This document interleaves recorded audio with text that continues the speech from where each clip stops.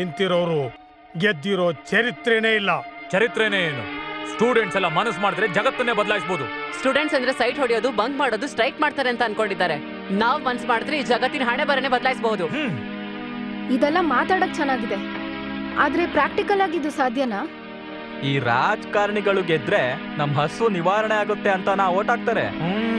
ಇವನ್ 1000 ರೂಪಾಯಿ ಕಳ್ತನ ಮಾಡ್ತಾನೆ ಅಂತ ಅವನು ಓಟ್ ಹಾಕಿದ್ರೆ ಅವನ್ ₹1,00,000 ಕಳ್ತನ ಮಾಡ್ತಾನೆ, ಇನ್ನೊಬ್ಬಂಗ್ ಹಾಕಿದ್ರೆ ₹1,00,00,000 ಕಳ್ತನ ಮಾಡ್ತಾನೆ. ಹೀಗೆ ಅವ್ರು ಕಳ್ತನ ಮಾಡಿ ಮಾಡಿ ನಮ್ ಜನರು ಮಣ್ಣು ತಿನ್ನೋದೊಂದೇ ಬಾಕಿ. ಸರಿ, ಅದಕ್ಕೋಸ್ಕರ ಜನರು ನಮ್ಮನ್ ಗೆಲ್ಲಿಸ್ತಾರೆ ಅಂತನಾ? ನಾವ್ ಗೆಲ್ತೀವೋ ಬಿಡ್ತೀವೋ ಅದ್ ಬೇರೆ ವಿಷಯ. ಅಟ್ಲೀಸ್ಟ್ ಅವ್ರ ವಿರುದ್ಧ ಯಾರಾದ್ರೂ ನಿಂತಿದ್ದಾರೆ ಅನ್ನೋ ಭಯ ಇರುತ್ತೆ. ಅವ್ರ ವಿರುದ್ಧವಾಗಿ ನಿಲ್ಲಣ್ವೋ, ಬಂದ್ರೆ ಬೆಟ್ಟ, ಹೋದ್ರೆ ಟಾಟಾ. ಅಯ್ಯೋ, ನಿಮ್ಮ ಓಟು ಸತ್ಯಮೂರ್ತಿಗೆ, ನಿಮ್ಮ ಓಟು ಸತ್ಯಮೂರ್ತಿಗೆ, ನಿಮ್ಮ ಓಟು ಸತ್ಯಮೂರ್ತಿಗೆ, ನಿಮ್ಮ ಓಟು ಸತ್ಯಮೂರ್ತಿಗೆ, ನಿಮ್ಮ ಓಟು ಸತ್ಯಮೂರ್ತಿಗೆ, ನಿಮ್ಮ ಓಟು ಸತ್ಯಮೂರ್ತಿಗೆ, ನಿಮ್ಮ ಓಟು ಸತ್ಯಮೂರ್ತಿಗೆ.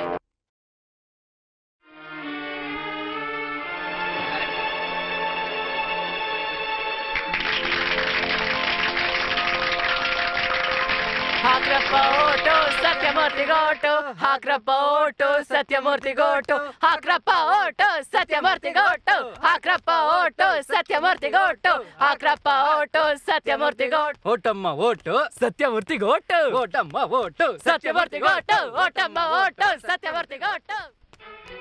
ನಿಮ್ಮ ಮತ ನಮ್ಮ ಮತ ವೀರಸ್ವಾಮಿಗೆ, ನಿಮ್ಮ ಮತ ನಮ್ಮ ಮತ ವೀರಸ್ವಾಮಿಗೆ, ನಿಮ್ಮ ಮತ ನಮ್ಮ ಮತ ವೀರಸ್ವಾಮಿಗೆ, ನಿಮ್ಮ ಮತ ನಮ್ಮ ಮತ ವೀರಸ್ವಾಮಿಗೆ.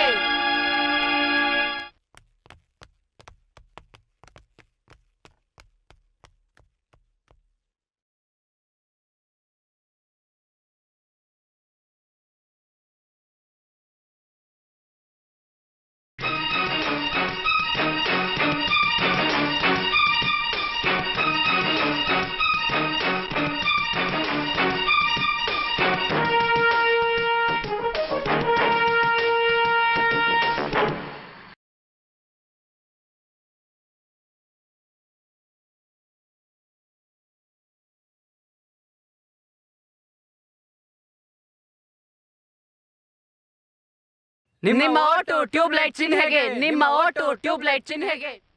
ಮಹನೀಯರೇ, ಮಹಿಳೆಯರೇ, ನಮ್ಮ ನೆಚ್ಚಿನ ಯಶಸ್ನವರು ನಿಮ್ಮ ಬಳಿ ಬರುತ್ತಿದ್ದಾರೆ. ನಿಮ್ಮ ಅಮೂಲ್ಯವಾದ ಮತಗಳನ್ನು ಪಡೆಯಲು ಬರುತ್ತಿದ್ದಾರೆ. ರಾಜ್ಯಾದ್ಯಂತ ಒಳ್ಳೆ ಆಡಳಿತ ಪಕ್ಷ ಬರಬೇಕೆಂದು, ಕತ್ತಲೆಯಾಗಿರುವ ನಿಮ್ಮ ಬದುಕನ್ನು ಉಜ್ವಲವಾಗಿಸಲೆಂದು ನಾಯಕರ ಟ್ಯೂಬ್ಲೈಟ್ ಚಿಹ್ನೆಗೆ ಮುದ್ರೆ ಒತ್ತಿ ಮತದಾನ ಮಾಡಿ ಗೆಲ್ಲಿಸಬೇಕೆಂದು ವಿನಂತಿಸುತ್ತಿದ್ದೇವೆ. ಹೋಗಲೇ. ಥೂ, ನಿಮ್ಮ ಒಟ್ಟು ಟ್ಯೂಬ್ಲೈಟ್ ಚಿಹ್ನೆಗೆ, ನಿಮ್ಮ ಒಟ್ಟು ಟ್ಯೂಬ್ಲೈಟ್ ಚಿಹ್ನೆಗೆ, ನಿಮ್ಮ ಒಟ್ಟು ಟ್ಯೂಬ್ಲೈಟ್ ಚಿಹ್ನೆಗೆ, ನಿಮ್ಮ ಒಟ್ಟು ಟ್ಯೂಬ್ಲೈಟ್ ಚಿಹ್ನೆಗೆ, ನಿಮ್ಮ ಒಟ್ಟು ಟ್ಯೂಬ್ಲೈಟ್ ಚಿಹ್ನೆಗೆ.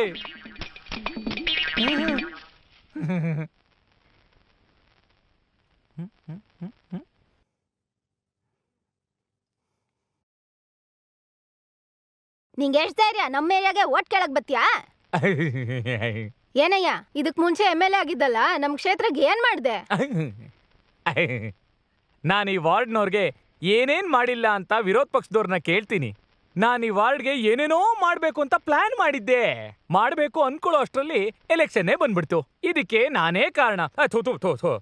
ಪ್ರಜೆಗಳೇ, ನೀವೇ ಹೇಳಿ, ಇದಕ್ಕೆಲ್ಲ ನಾನಾ ಕಾರಣ? ನಾನು ಈ ವಾರ್ಡ್ ಜನಕ್ಕೆ ಹೇಳಿದ್ದನ್ನೆಲ್ಲ ಮಾಡ್ತೀನಿ, ಮಾಡಿದ್ದನ್ನೆಲ್ಲ ಹೇಳ್ತೀನಿ. ನೀನ್ ಹೇಳಿದ್ ಮಾತ್ರ ಮಾಡ್ತೀಯಾ? ನಾವ್ ಹೇಳ್ದೇನೆ ಮಾಡ್ತೀವಿ.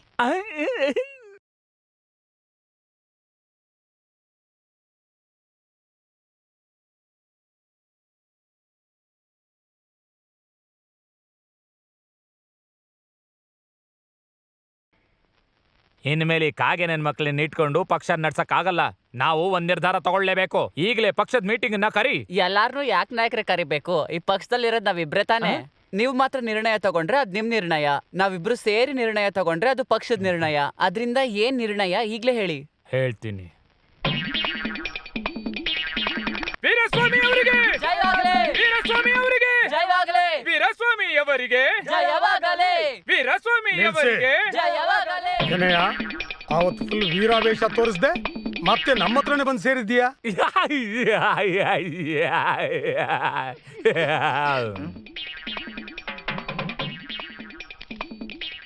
ನಮಸ್ಕಾರ ಸರ್. ಅವತ್ತು ಸರ್ಕಾರ ಮುಳುಗೋದ್ರೂ ಪರವಾಗಿಲ್ಲ ಅಂತ ಪಕ್ಷ ಬಿಟ್ಟೋದ್ರಲ್ಲ ಸರ್, ಇವತ್ತು ಮತ್ತೆ ಅದೇ ಪಕ್ಷ ಬಂದು ಸೇರ್ಕೊಂಡಿದ್ರಲ್ಲ, ಏನಕ್ಕೆ?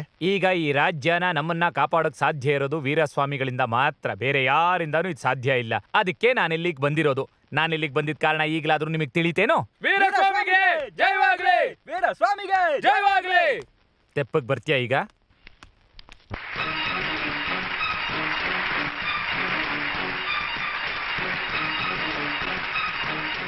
ನಾವು ಆಡಳಿತಕ್ಕೆ ಬಂದ್ರೆ ಬಡವರ ಮನೆಯಲ್ಲಿ ಹಾಲು ಜೇನು ಹೊಳೆಯಾಗಿ ಹರಿಯುತ್ತೆ. ಗುಡಿಸಲುಗಳೆಲ್ಲ ಬಂಗ್ಲೆಗಳಾಗ್ತವೆ. ಬಡವರು ಶ್ರೀಮಂತರಾಗ್ತಾರೆ. ಚಿನ್ನ ಬೆಳ್ಳಿಗಳಿಲ್ದೇ ಇರೋ ಮನೆಗಳೇ ಇರಲ್ಲ. ನಾವು ಆಡಳಿತಕ್ಕೆ ಬಂದ್ರೆ ಅದ್ ಮಾಡ್ತೀವಿ ಇದು ಮಾಡ್ತೀವಿ ಅಂತ ಸುಳ್ಳು ಭರವಸೆಗಳನ್ನ ನಾವು ಕೊಡಲ್ಲ. ಅದ್ಯಾಕೆ ಅಂದ್ರೆ ಚುನಾವಣೆ ಟೈಮಲ್ಲಿ ಎಲ್ಲರೂ ಆಶ್ವಾಸನೆ ಕೊಡ್ತಾರೆ, ಎಲೆಕ್ಷನ್ ಮುಗಿತಾ ಇದ್ದ ಹಾಗೆ ಎಲ್ಲರೂ ಮಾಯಾನೂ ಆಗ್ತಾರೆ. ಅವ್ರು ನಿಮಗೆ ಮತ್ತೆ ಸಿಗೋದು ಮುಂದಿನ ಎಲೆಕ್ಷನ್ ಅಲ್ಲೇ. ನಾವು ಪದವಿಗೆ ಬಂದ್ರೆ ಏನ್ ಮಾಡ್ತೀವೋ ಇಲ್ವೋ, ನಿಮ್ಗೆ ಇಷ್ಟ ಆಗ್ಲಿಲ್ಲ ಅಂದ್ರೆ ರಾಜೀನಾಮೆ ಅಂತೂ ಕೊಡ್ತೀವಿ. ಇದು ಬರೀ ಚುನಾವಣೆ ಭರವಸೆ ಅಲ್ಲ, ಇದನ್ನ ಮಾಡಿ ತೋರಿಸ್ತೀವಿ ನಾವು. ನಮ್ಮಲ್ಲಿ ಗೆಲ್ಲೋ ಎಲ್ಲ MLAಗಳು ರಾಜೀನಾಮೆ ಪತ್ರನ ಅವರೇ ಬರೆದು ನಿಮಗೆ ಕೊಟ್ಟಿರ್ತಾರೆ. ಪ್ರತಿಯೊಬ್ಬರಿಗೂ ಅದನ್ನ ಕೊಡ್ತೀವಿ. ಒಂದ್ ವೇಳೆ ನಮ್ಮ ಆಡಳಿತ ಬೇಡ ಅನ್ಸಿದ್ರೆ ನಮ್ಮನ್ನ ಬದಲಾಯಿಸಕ್ಕೆ 5 ವರ್ಷ ಕಾಯೋದ್ ಬೇಡ. ತಪ್ಪು ಮಾಡಿದ 5 ನಿಮಿಷಕ್ಕೆ ಆ ರಾಜೀನಾಮೆ ಪತ್ರ ಸಲ್ಲಿಸಿ ನಮ್ಮನ್ನ ಹೊರಗಟ್ಟಿ. ಕಡೆ ಮಾತು ಅಂದ್ರೆ ನಾವು ಪದವಿಗೆ ಬಂದ್ರೆ ಮಂತ್ರಿಗಳ ರಾಜ್ಯಭಾರ ಅಲ್ಲ, ಪ್ರಜೆಗಳ ರಾಜ್ಯ ನಡೆಯೋದು. ಆಡಳಿತ ನಮ್ ಕೈಲಿ, ಅಧಿಕಾರ ನಿಮ್ ಕೈಲಿ.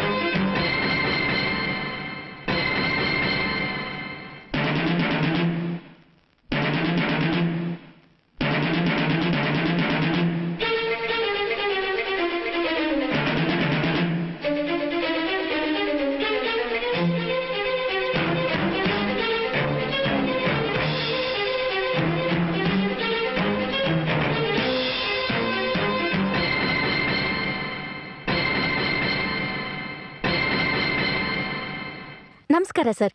ನಾವು ಶಿವರಂಜನಿ ಪತ್ರಿಕೆಯಿಂದ ಚುನಾವಣೆ ಬಗ್ಗೆ ತಿಳ್ಕೊಳಕ್ ಬಂದಿದೀವಿ. ಸಾಧಾರಣವಾಗಿ ರಾಜಕಾರಣಿಗಳು ಪೈಪೋಟಿನಲ್ಲಿ ಇರ್ತಾರೆ, ಆದ್ರೆ ಈ ಸಲ ಹೊಸದಾಗಿ ಯುವಕರು ಪಕ್ಷ ಶುರು ಮಾಡಿ ಎಲೆಕ್ಷನ್ ನಿಂತಿದ್ದಾರೆ. ಇದ್ರ ಬಗ್ಗೆ ನಿಮ್ಮ ಅಭಿಪ್ರಾಯ ಏನು? ಸ್ಟೂಡೆಂಟ್ಸ್ ಎಲೆಕ್ಷನ್ ನಿಲ್ಲೋದ್ರಿಂದ ನನಗೆ ತುಂಬಾ ಖುಷಿ ಆಗ್ತಾ ಇದೆ. ಅವ್ರು ಗೆಲ್ಬೇಕು ಅಂತ ನಾನು ಮನಸಾರೆ ಬೇಡ್ಕೋತಾ ಇದ್ದೀನಿ. ಯಾಕಂದ್ರೆ ಸ್ಟೂಡೆಂಟ್ಸು ರಾಜಕೀಯಕ್ಕೆ ಹೊಸಬ್ರು. ಈ ಲಂಚ ಗಿಂಚದ ಬಗ್ಗೆ ಎಲ್ಲ ಅವ್ರಿಗೆ ಅರಿವಿಲ್ಲ. ಇದನ್ನು ಕಲ್ತ್ಕೊಳ್ಳೋಕ್ಕಾದ್ರೂ 2-3 ವರ್ಷ ಬೇಕು. ಈ 2-3 ವರ್ಷಕ್ಕಾದ್ರೂ ದೇಶ ಚೆನ್ನಾಗಿರ್ಲಿ ಅಲ್ವಾ? ಇದುವರೆಗೂ ನಮ್ ದೇಶನ ಬುದ್ಧಿಜೀವಿಗಳು ಆಳಿದ್ದಾರೆ, ಮಹಾಪುರುಷರು ಆಳಿದ್ದಾರೆ, ಚಲನಚಿತ್ರ ನಟರು ಆಳಿದ್ದಾರೆ. Why not students? ಅವ್ರಿಗೂ ಒಂದು ಅವಕಾಶ ಕೊಟ್ಟು ನೋಡೋಣ. ಅವರು ಓದಿದ್ದಾರೆ, ಯುವಕರು, ಅವ್ರ ಯೋಚನೆ ಹೊಸದಾಗಿರುತ್ತೆ, ಅವ್ರ ಕೆಲಸದಲ್ಲಿ ನಿಷ್ಠೆ ಇರುತ್ತೆ ಅಂತ ನಾನು ನಂಬ್ತೀನಿ. I welcome it. Colour shirt ಹಾಕ್ದವ್ರನ್ನು, ಬಿಳಿ ಪಂಚೆ ಒಟ್ಟವ್ರನ್ನು ನೋಡಿ ನೋಡಿ ಹೊಂದ್ಕೊಂಡಿರೋ ಜನ ಟೀ ಶರ್ಟ್ ಹಾಕೊಂಡಿರೋರ್ನು, ಜೀನ್ಸ್ ಪ್ಯಾಂಟ್ ಹಾಕೊಂಡಿರೋರ್ನು ಹೇಗ್ ಸ್ವೀಕರಿಸ್ತಾರೋ ಗೊತ್ತಿಲ್ಲ. ಹಾಗೆ ಸ್ವೀಕರಿಸಿದ್ರೆ ಅದೊಂದು ಉತ್ತಮವಾದ ಬದಲಾವಣೆ ಆಗಿರುತ್ತೆ. ದೇಶದಲ್ಲಿ ಯಾರ್ಯಾರು ರಾಜಕೀಯಕ್ಕೆ ಬರ್ಬೇಕಂತ ವ್ಯವಸ್ಥೆನೇ ಇಲ್ಲ. ಈ ಯುವಕರನ್ನ ನೋಡಿ ನಾನೊಂದು ಪ್ರಶ್ನೆ ಕೇಳ್ತೀನಿ. ನೀವೆಲ್ಲ ರಾಜಕೀಯಕ್ಕೆ ಬಂದಿದ್ದೀರಲ್ಲ, ನಾವ್ಯಾವತ್ತಾದ್ರೂ ಸ್ಕೂಲ್ ಪಕ್ಕ ಕಾಲೇಜ್ ಪಕ್ಕ ಬಂದಿದ್ದೀವಾ? ಸರಿ, ನೀವೇ ಗೆದ್ದು CM ಆಗ್ತೀರಾ ಅನ್ಕೊಳ್ಳಿ. ಸಭೆಯಲ್ಲಿ ಒಂದು ಗಲಾಟೆ ಆದ್ರೆ ಸೋಡಾ ಬಾಟ್ಲ್ ಎಸೆಯೋಕ್ ಬರ್ತಾ, ಇಲ್ಲ ಸೈಕಲ್ ಚೈನ್ ಆದ್ರೂ ಸುತ್ತಕ್ ಬರ್ತಾ, ಇಲ್ಲ ಕೋಲ್ ಸುತ್ತಕ್ಕಾದ್ರೂ ಬರ್ತಾ? ನೀವು ನಿಮ್ ಕೆಲಸ ಮಾಡ್ಕೊಂಡು ಹೋಗ್ರಪ್ಪ. ನಮ್ಮ ದೇಶದ ಪ್ರಕಾರ ಜನರು ಎಲ್ಲರಿಗೂ ವೋಟನ್ನ ಹಾಕಿ ಬೇಸತ್ತಿದ್ದಾರೆ. ಅವರು ಬದಲಾವಣೆ ಕೇಳ್ತಿದ್ದಾರೆ. ಅದನ್ನ ಯುವಕರು ಉಪಯೋಗಿಸ್ಕೊಂಡ್ರೆ ಸರಿ. ಈ ವಿದ್ಯಾರ್ಥಿಗಳು ತಮ್ಮ ವಿರೋಧಿಗಳನ್ನ ಸರಿಯಾಗಿ ಎದುರಿಸ್ತಾರೆ ಅಂತ ನಾನು ಅನ್ಕೋತೀನಿ. ಇವ್ರು ಬರಕ್ ಮುಂಚೆನೆ ರಾಜೀನಾಮೆನ ಕೊಡುವಂಥ ಇವ್ರ ಧೈರ್ಯನ ನಾನು ಮೆಚ್ತೀನಿ. ಇದು ಈ ದೇಶಕ್ಕೆ ಹೊಸದು, ನಮ್ಮ ನಾಡಿಗೂ ಹೊಸದು, ಇದು ರಾಜಕಾರಣಕ್ಕೆ ಹೊಸದು. ಮಾನವೀಯತೆ ಗೆಲ್ಲಿ.